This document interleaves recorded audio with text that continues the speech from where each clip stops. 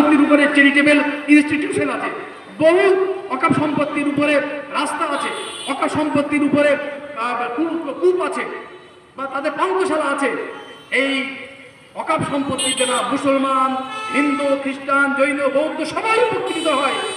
অতএব একটা সাম্প্রদায়িক সম্প্রীতি, একটা সাম্প্রদায়িক সৌহার্দ্য, একটা সহাবস্থানের কিন্তু প্রতীক হচ্ছে অকাপ সম্পত্তি। আজকে এই নির্মম সরকার, যাদের মনে বিন্দুমাত্র মায়া দয়া নেই, মানুষদেরকে লাইনে দাঁড় করতে ভালোবাসে, মানুষদের বিশ্বাসকে ভেঙে চুরমার করে দিতে চায়।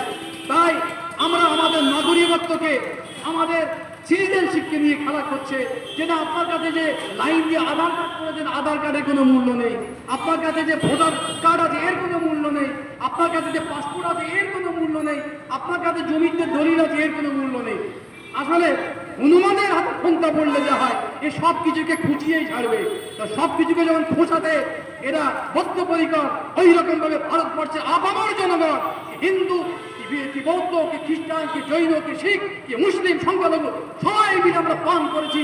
এই ভারতবর্ষকে 1947 সালে যেমন ভাবে আজাদ স্বাধীন করেছিলাম, অনুরূপ ভাবে আমরা প্রত্যেক সম্প্রদায় এক অপরের দুঃখে কষ্টে, এক অপরের দুর্দিনে, এক অপরের আপদে বিপদে কাঁধে কাঁধ মিলিয়ে আমরা এই ভারতবর্ষের স্বাধীনতাকে, অর্জিত ফ্রিডমকে, স্বাধীনতাকে ইনশাআল্লাহ রক্ষা করব। সবাই বলি ইনশাআল্লাহ রক্ষা করব, ইনশাআল্লাহ রক্ষা করব। অপশক্তি, অসুর শক্তি, অশুভ শক্তিকে বিদায় নিতেই হবে। যে যতই পাই তারা দুধ না কেন, তার আর রেহাই নেই। এই বলে আমি আমার বক্তব্য শেষ করছি। আসসালামু আলাইকুম ওয়া রাহমাতুল্লাহি ওয়া বারাকাতুহু।